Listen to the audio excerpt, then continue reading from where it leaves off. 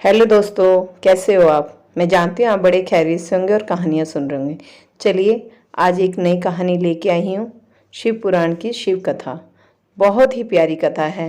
जब पार्वती ने शिव शंकर जी से 3 प्रश्न पूछे तो शिव ने क्या कहा। सभी शिव भक्तों को मेरा प्रणाम और सभी महादेव की पूजा करने वालों को भी मेरा प्रणाम। आज की ये शिव कथा बहुत ही खास और बिल्कुल अपने जीवन को बदलने वाली कथा है। आज की कथा को दिल, दिमाग और मन से सुने और इसको देखें और स्मरण करें। एक बार की बात है, पार्वती माँ शिव भगवान से 3 प्रश्न पूछने लगी। कि पहला प्रश्न, सबसे कोमल अर्थात सबसे नर्म स्थान कौन सा है। और दूसरा प्रश्न पार्वती माँ ने पूछा कि शरबत से भी मीठा ऐसा कौन सा पेय पदार्थ है।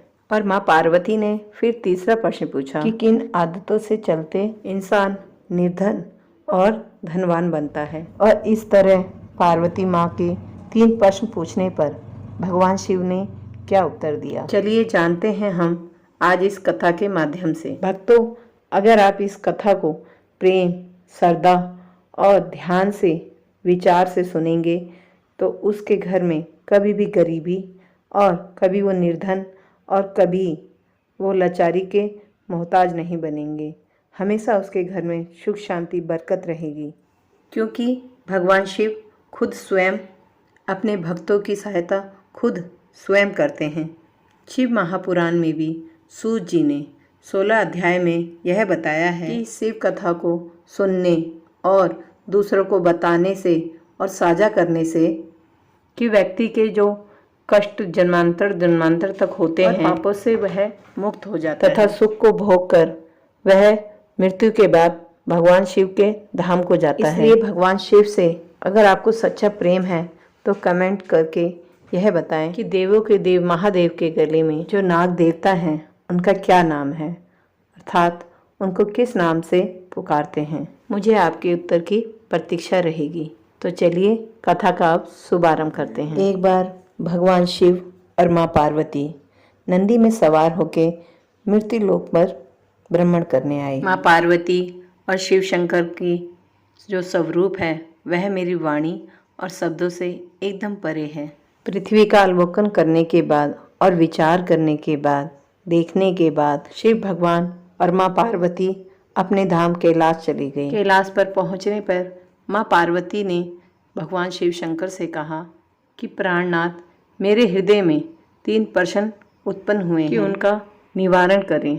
तो भगवान शिव ने बोला कि हाँ प्रिय, बोलो तुम्हारे मन में कौन से 3 प्रश्न उत्पन्न हो रहे हैं और ऐसे कैसे 3 प्रश्न हैं जो तुम्हें व्याकुल किए जा रहे हैं। जिस पर माँ पार्वती माँ ने कहा, धरती पर अवलोकन करने के बाद मनुष्य को जब मैंने देखा तो वह धर्म और शास्त्रों के अनुसार आचरण नहीं कर रहा है, यानी वह प्रतिकूल व्यवहार कर रहा है। विशेषकर अपने माँ बाप और अन्य लोगों के साथ वह अच्छा व्यवहार नहीं कर रहा है, अर्थात उनका रवैया अपने माँ बापों के प्रति ठीक व्यवहार नहीं कर रहा। कुछ लोग ऐसे हैं जो कि अपने माता पिता की सेवा करने में व्यस्त हैं और बहुत तो ऐसे हैं जो अपने माता पिता को बहुत दुखी कर रहे हैं। और कुछ तो ऐसे भी हैं जो अपने माँ बापों का सम्मान तो क्या, उनसे सही मुँह से बात करना भी नहीं चाहते। इसके अलावा धरती पर ऐसे भी कई अन्य मनुष्य हैं जो सुखी,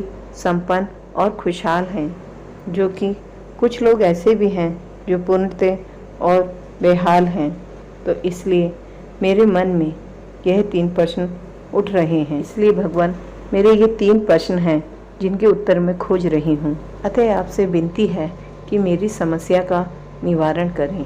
इतना कह के माँ पार्वती ने शिव भगवान के आगे अपने 3 प्रश्न को दोबारा से दोहराया कि संसार में सबसे नर्म और सबसे कोमल चीज़ क्या है, और दूसरा कि शरबत से भी मीठा और ऊर्जावान कौन सा ऐसा पेय पदार्थ है, और तीसरा कि किन कारणों से इंसान निर्धन और धनवान बनता है। ये 3 प्रश्न पूछने के बाद भगवान शिव ने कहा पार्वती से कि मैं इन 3 का उत्तर तुम्हें अवश्य दूंगा, और कृपा कर आप सो मत जाइएगा और निंद्रा को धारण मत कीजिएगा। जिसे सुनकर माँ पार्वती ने कहा, नहीं भगवान, आप जब कथा कहेंगे तो मैं अपने ध्यान पूर्वक और सम्राट करते हुए आपकी कथा को धारण करूंगी, अर्थात सुनूंगी ध्यान से, निंद्रा को धारण नहीं करूंगी। माँ पार्वती की बातें सुनकर भगवान शिव ने कथा आरंभ की। महादेव कहते हैं, किसी नगर में धनवान एक सेठ रहा करता था। वह भ्रमण करता था अपने कारोबार का, दूर विदेश दर विदेश जाता रहता था। उसके वहाँ 3 पुत्री थी जो कि अति सुंदर और गुणवान थी। देखने पर वह राजकुमारियों से कम नहीं थी और इस तरह सेठ जी का जीवन बड़ी ही शांति और सुखमय जीवन बीत रहा था। एक दिन सेठ जी को व्यापार हेतु विदेश जाना पड़ता है।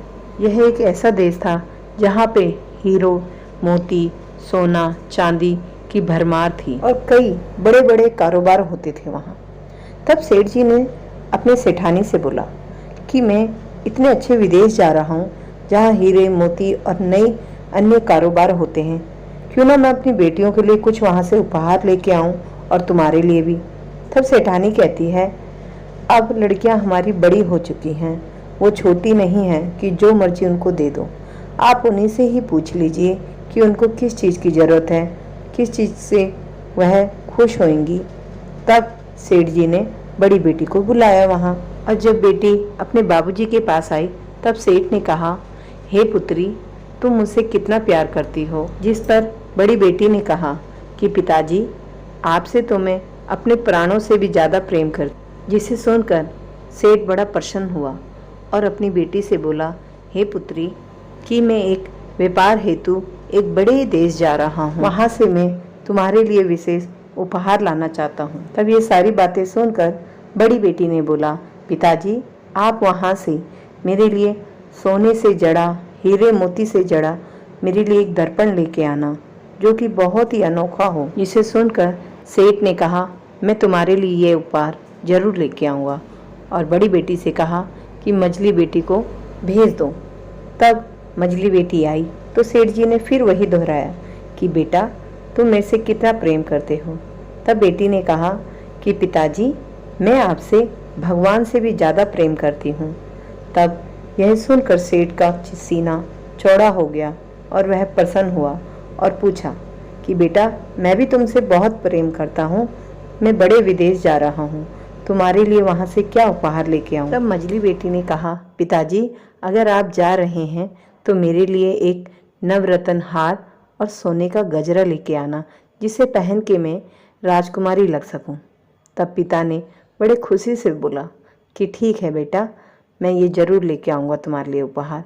अब तुम सबसे छोटी बेटी को मेरे पास भेज देना। छोटी बेटी के आने पर सेठ जी ने फिर उससे वही प्रश्न पूछा, बेटा, तुम मेरे से कितना प्रेम करते हो।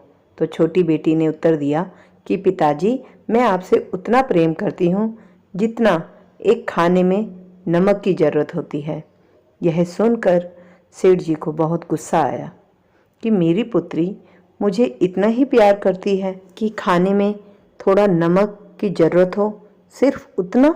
और सेठ छोटी बेटी से गुस्से में बोला, बेटा, मैंने तो तुम्हें इसलिए बुलाया था कि मैं विदेश जा रहा हूँ और तुम्हारे लिए मैं उपहार लेके आऊँगा, लेकिन तुम्हारी ये सारी बातें सुनकर तुमने सब गुड़ गोबर कर दिया है। तुम्हें अपनी बड़ी बहन और छोटी बहन से अच्छी शिक्षा लेनी चाहिए।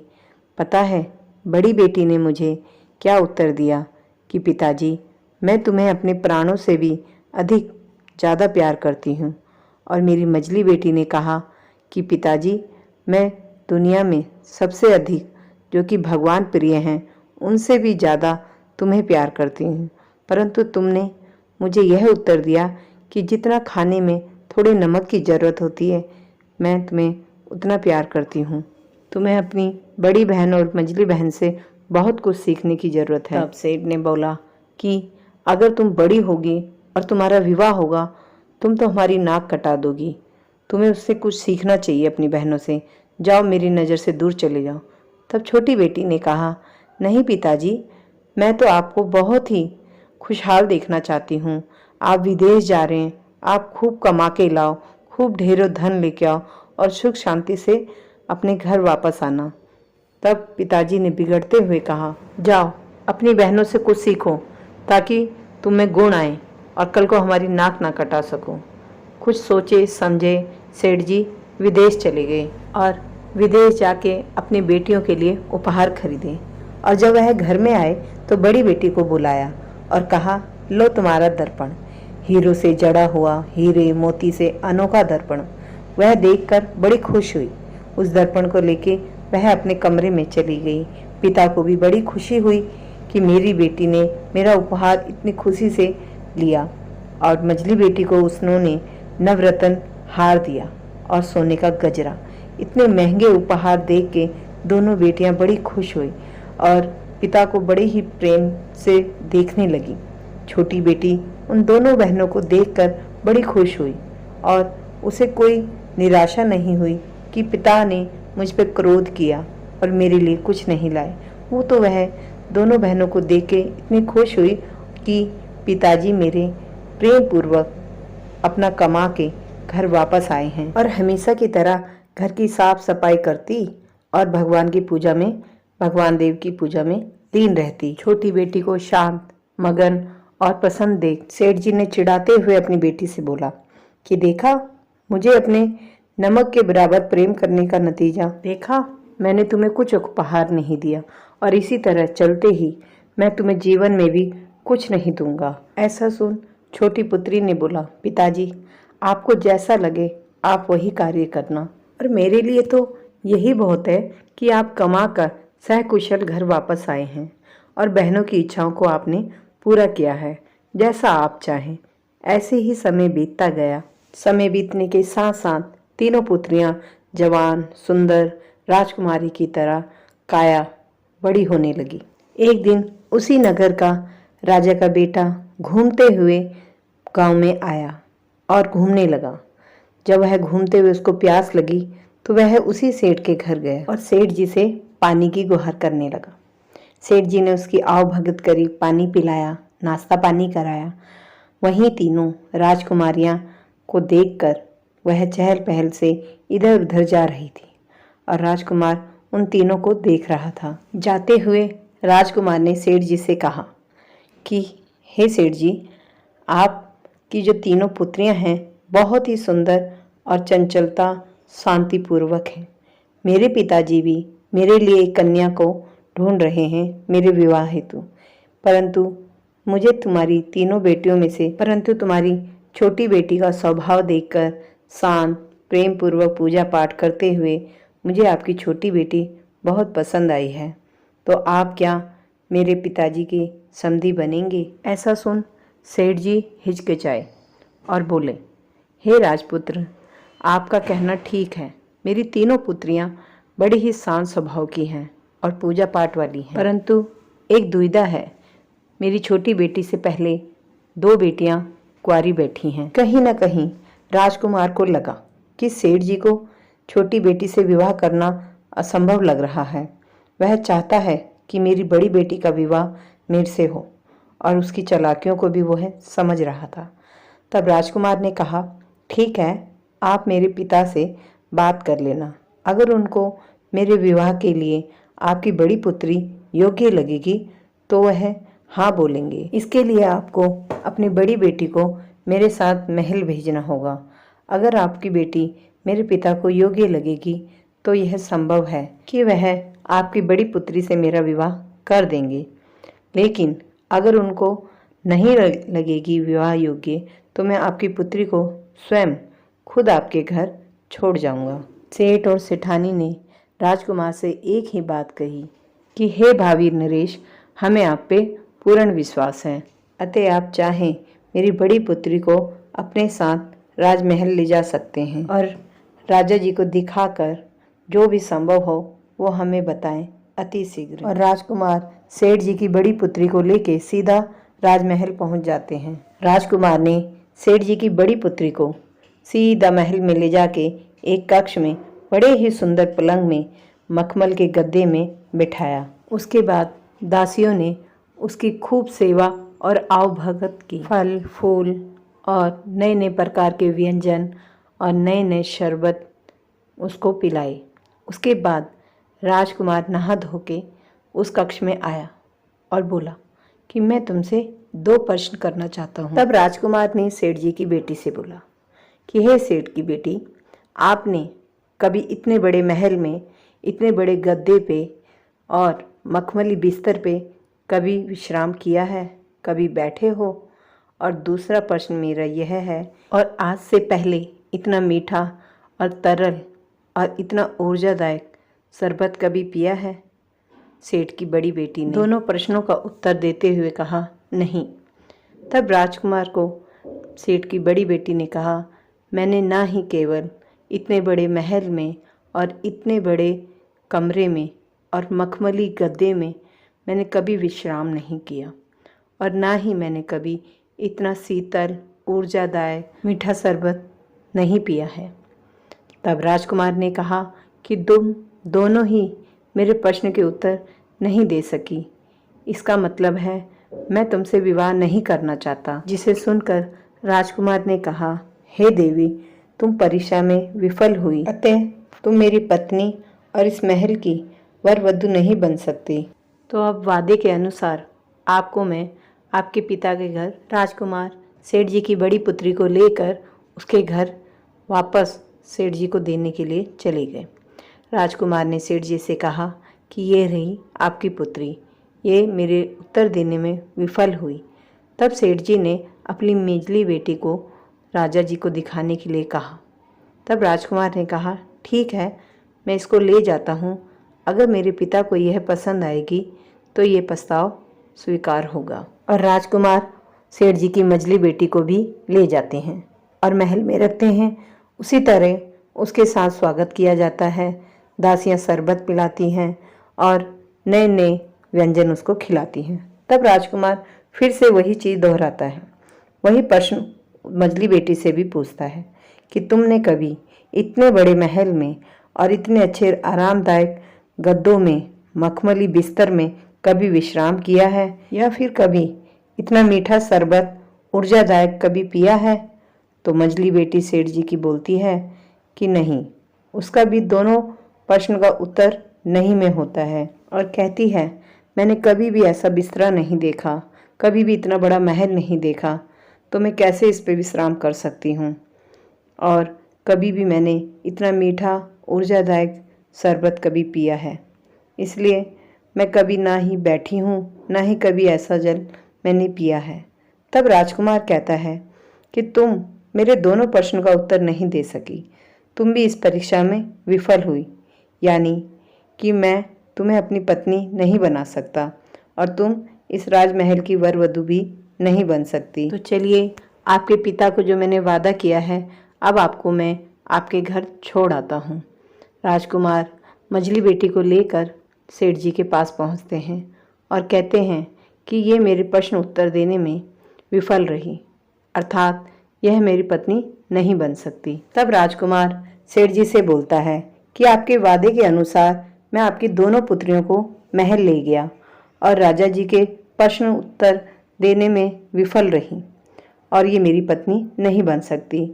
वादे अनुसार मैं आपकी दोनों पुत्रियों को लेके गया हूँ और अब छोटी पुत्री को लेके मैं जाऊँगा, और जिससे राजा जी प्रश्न पूछेंगे।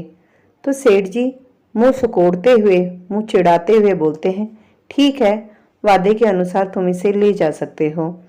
लेकिन वह मन ही मन सेठ जी सोचने लगे, जरा इसे भी तो पता चले योग्य अयोग्य क्या होता है, और मुझे भी तो पता चले कि मेरी ये पुत्री किस लायक है। तब वह राजकुमार के साथ अपनी पुत्री को, छोटी वाली को, भेज देते हैं। छोटी पुत्री ने महादेव को नमन किया और अपने पिता और माता के पैर छुए और राजकुमार के साथ महल की ओर चल दी। महल पहुंचते ही राजकुमार ने उसको सुंदर महल में और आरामदायक मखमली बिस्तर में विश्राम करने के लिए बोला, और दासियों ने शीतल जल और ऊर्जा से भरा हुआ उसको शरबत पिलाया।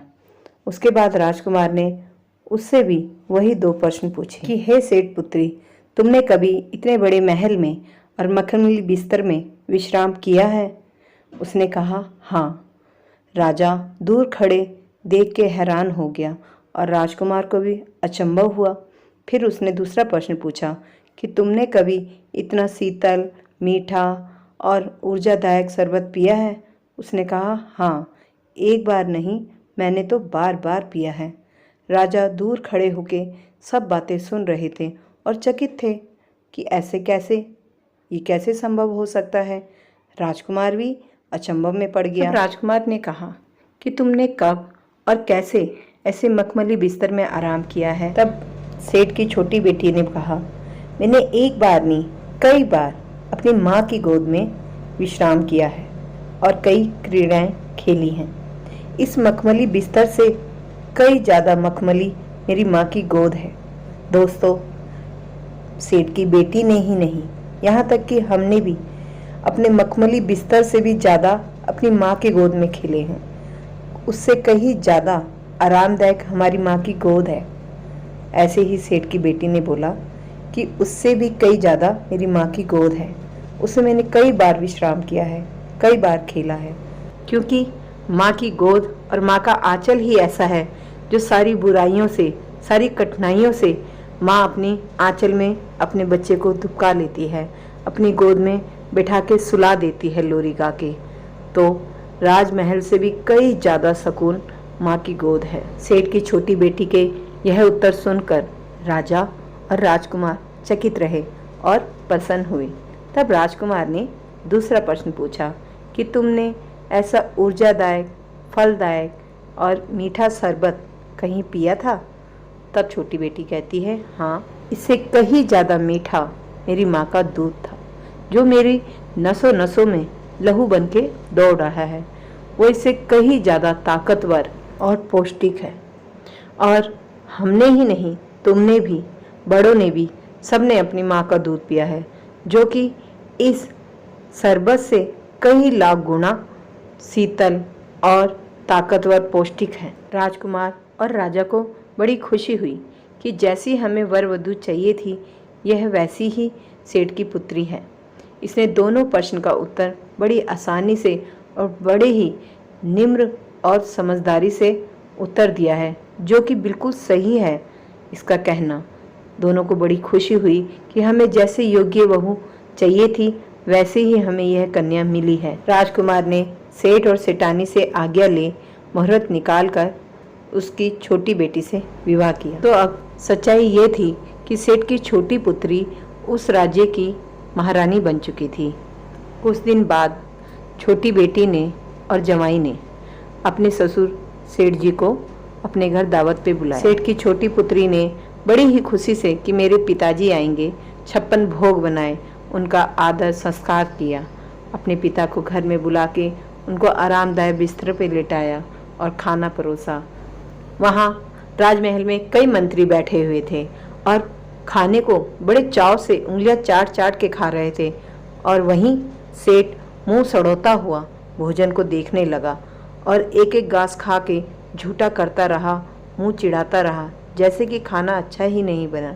और सारे लोग बड़ी मस्ती में बड़े चाट चाट के खाने को खा रहे थे और सेठ खाने को झूठा कर करके मुंह सड़ोता रहा। अर्थात सेठ के मुंह में एक भी नवाला जाता हुआ नहीं बन रहा था और उसने एक भी भोजन ढंग से नहीं किया और मुंह सिड़ोने लगा, गुस्से में क्रोध दिखाने लगा कि जैसे भोजन पता नहीं कितना जहरदायक हो गया हो। और गुस्से में खड़ा उठा और बोलने लगा, हे राजन, आपने मुझे इतने 56 भोग खाने के लिए बुलाया, लेकिन ना किसी में स्वाद है, किसी में चीनी कम है तो किसी में नमक ज़्यादा है, सब बेस्वाद है। यही खाने के लिए आपने मुझे बुलाया। गुस्से में क्रोधित करने लगा। तब राजकुमार यानी उसका जवाई बोला कि हे पिताजी, आपको लिए ये सारे भोजन किसी मंत्रियों ने नहीं बनाए हैं, सिर्फ आपकी बेटी ने ही बनाए हैं कि मेरे पिता मेरे घर आएंगे तो उसने बड़ी खुशी से यह 56 भोग आपके लिए बनाए हैं। क्या कहा, छुटकी ने बनाया है? ऐसा बोल अपनी बेटी की ओर चलने लगा। तब सेठ की बेटी खड़ी उठी और कहा, पिताजी, यह भोजन मैंने खास तौर पर आपके लिए ही बनाया है। मैंने सब सब्जियों में अच्छा मक्खन, घी, मावे डालकर आपके लिए बनाया है। खीर में ज़्यादा से ज़्यादा खोया, मेवा डाला है। सिर्फ आपके लिए अपने हाथों से मैंने यह भोजन बनाया है। ये सुनकर सेठ बड़ी विनम्रता से बोला कि वो सब तो ठीक है कि तुमने मावा मक्खन डाला है, लेकिन इसमें चुटकी भर नमक कौन डालेगा। यह सुनने के बाद सेठ ने बोला कि जब तुमने इतना सब डाल दिया है तो तुमने इसमें नमक क्यों नहीं डाला। बगैर नमक के यह स्वाद नहीं लग रहा, यह बेस्वाद और गंदा लग रहा है। अब यह सब तो कूड़े के समान है। जिस पर बेटी ने बड़े ही कठोर शब्दों में कहा कि पिताजी, यही तो जीवन की विडंबना है। पिताजी, जब तुम बरसों पहले विदेश गए थे और मैंने कहा था मैं आपसे उतना प्रेम करती हूँ जितना खाने में चुटकी भर नमक, जिसको सुनकर आपने मेरा तिरस्कार और वो अपमान किया था, और उसको बताने के लिए मेरे पास कोई शब्द नहीं है, क्योंकि आप इतने विद्वान और समझदार होते हुए कि ये आप समझ ही नहीं पाए कि मैं आपसे क्या कहना चाहती हूँ। आप तो बस झूठी तारीफों से प्रसन्न होए जा रहे थे। तब से लेके आज तक आपने मुझे ना ही प्यार किया और हमेशा मुझे धुतकारते रहे। और मैं आपसे तब भी यही कहना चाहती थी कि आप हमारे लिए उतने ही समान हैं जितना खाने में चुटकी भर नमक। अर्थात इसका मतलब है कि घर में जेवर, धन, दौलत जितना भी पड़ा हो, लेकिन बिगर पिता के जीवन अधूरा है। अगर घर में सब कुछ है और पिता दूर है तो किस चीज़ की उस घर में सुख शांति।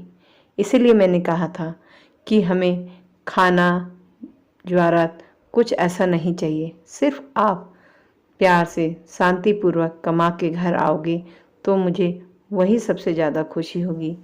अपनी बेटी की इतनी समझदारी बातें सुनकर सेठ की आंखों से टप टप आंसू बहने लगे। तब सेठ को मालूम हुआ कि अपनी हीरे जैसी बेटी को मैंने किस तरह अपने प्यार से वंचित रखा, कि वो तो कितनी समझदारी की बातें करती हैं और मैंने उसको धुतकारा। मैं उसकी बातों को नहीं समझ पाया। मीठी मीठी मोह में बातों में आकर मैंने इसे अपने प्यार से वंचित रखा। तब सेठ ने दोनों हाथ जोड़ के अपनी बेटी के पैरों की तरफ गिर गया और बोला, तुम तो साक्षात देवी का रूप हो, दुर्गा का रूप हो। इतनी समझदारी बातें करके मैं तुम्हें नहीं समझ पाया। तुम कहाँ से मेरे घर में ये लक्ष्मी आ गई। मैं कुछ नहीं समझ पाया। मैं मोह माया में अंधा हो गया था बेटा। और अपनी बेटी से माफ़ी मांगने लगा और अपने इस अभागे पिता को माफ़ कर दो बेटा। और अपनी बेटी को आशीर्वाद देने लगा कि बेटा, तुम हमेशा सुख शांति से रहो और जुग जुग जियो, तुम्हारा सुहाग अमर रहे, और हर घर में तुम्हारी जैसी ही पुत्री जन्म ली। और मुझे खुशी है कि मैं इतनी देवी जैसी बेटी का पिता हूँ। हर हर महादेव, हर हर महादेव, जय भोलेनाथ। भगवान शिव की यह सुंदर कथा सुनकर माँ पार्वती की आंखों से भी आंसू झलकने लगे और मन बहुत ही भावुक हो गया। तब पार्वती माँ ने कहा, हे प्राणनाथ, तुम्हारी ये कथा बहुत ही मनमोहक और ज्ञानवर्धक कथा है। बड़े ही मन को छू लेने वाली कथा है और जीवन को बदलने वाली है। तुम्हारी ये कथा जीवन को बिल्कुल बदलने वाली है। परंतु तुमने मेरे 2 प्रश्नों का उत्तर तो दे दिया।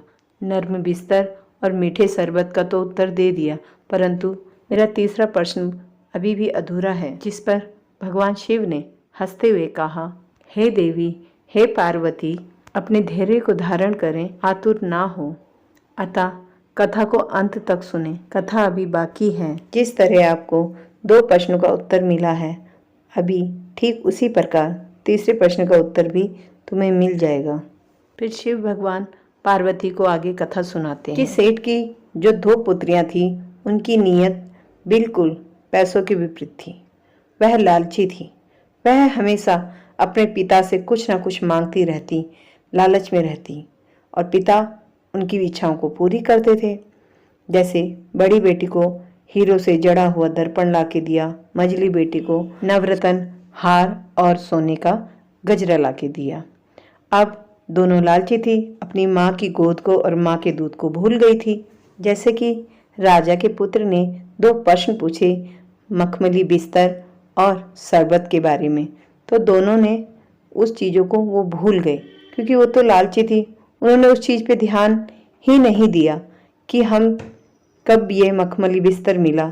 और जो छोटी बेटी थी, उसको सब याद था, उसकी नीयत साफ थी, तो उसने जो देखा और जो बचपन से ग्रहण किया, वही उसने उसका आंसर भी दिया। हे देवी पार्वती, जो मनुष्य अपने माता पिता का सच्चा आदर और सत्कार करता है, उनकी सेवा और आज्ञा का पालन करता है वो जीवन में कभी भी निराश और हताश नहीं होता। ऐसे बच्चों के सभी कार्य पूरे होते हैं जो हमेशा माँ बाप की सेवा सत्कार करते हैं। और जो व्यक्ति बुरे संगतों में फंसकर और सारा दिन सोकर और बुरे शब्दों में घृणा करता रहता है और माँ बाप की सेवा नहीं करता, सत्कार नहीं करता, सम्मान नहीं देता और दुष्कर्म करता है और अपनी कीमती समय को नष्ट करता है और नशा करता है और हमेशा कुकर्म करता रहता है और बात बात पर झूठ बोलता है और हमेशा बड़े और विद्वानों से बहस करता है और धर्म के विरुद्ध बातें करता है और समाज में बहनों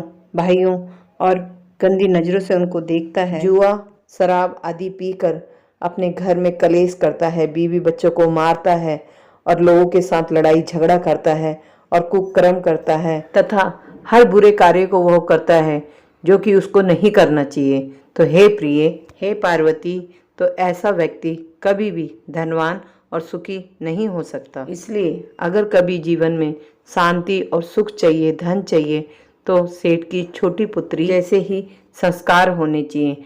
इंसान को हमेशा भगवान की पूजा पाठ भक्ति करनी चाहिए और ईमानदारी से जीना चाहिए। कभी भी झूठ का सहारा नहीं लेना, सच्चे कर्म और वचन पे चलना चाहिए और दान पुण्य करना चाहिए। ईमानदारी, दान पुण्य, दया भावना रखेगा तो ऐसे की शिव महादेव भोलेनाथ हमेशा उसका साथ देंगे, हमेशा उसकी रक्षा करेंगे। ये सारी बातें सुन के माँ पार्वती ने महादेव शिव शंकर को प्रणाम किया और फिर माँ पार्वती ने कहा, आपकी यह कथा सुनकर सभी लोगों को इससे ज्ञान प्राप्त हुआ और यहाँ तक कि मुझे भी ज्ञान प्राप्त हुआ है। जय महादेव, जय शिव शंकर।